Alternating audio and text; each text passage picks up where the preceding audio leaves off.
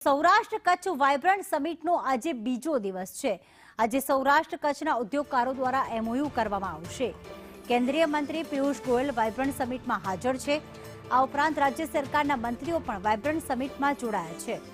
ઋષિકેશ પટેલ, જીતુ વાઘાણી, કૌશિક વેકરિયા હાલમાં આ વાઇબ્રન્ટ સમિટમાં ઉપસ્થિત છે કે જ્યાં સૌરાષ્ટ્ર કચ્છ દ્વારા મોટા એમઓયુ કરવામાં આવશે। લાખો કરોડોના એમઓયુ કરવામાં આવશે।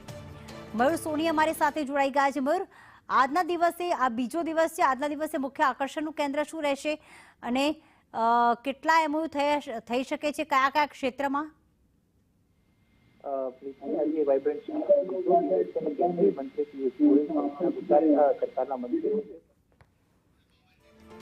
તો સૌરાષ્ટ્ર કચ્છ વાઇબ્રન્ટ સમિટ જેનો ગઈકાલથી પ્રારંભ થઈ ચૂક્યો છે અને આજે તેનો બીજો દિવસ છે।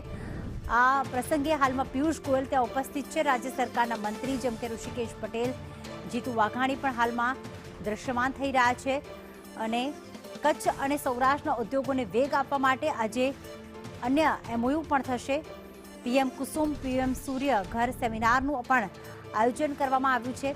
મુખ્ય ફોકસ સૂર્ય ઉર્જા અને હાઇડ્રો એનર્જી પર ભાર મૂકવામાં આવ્યો છે કે જે આગામી સમયમાં કચ્છ અને સૌરાષ્ટ્રના ઉદ્યોગકારો માટે ખૂબ મહત્વપૂર્ણ સાબિત થશે। આજે અલગ અલગ ક્ષેત્રમાં એમઓયુ કરવામાં આવશે જેમાં કચ્છ અને સૌરાષ્ટ્રના ઉદ્યોગકારો જે છે પોતાનો બિઝનેસ વધારી શકે તે માટે આ વાઇબ્રન્ટ સમિટ ખૂબ મહત્વની છે।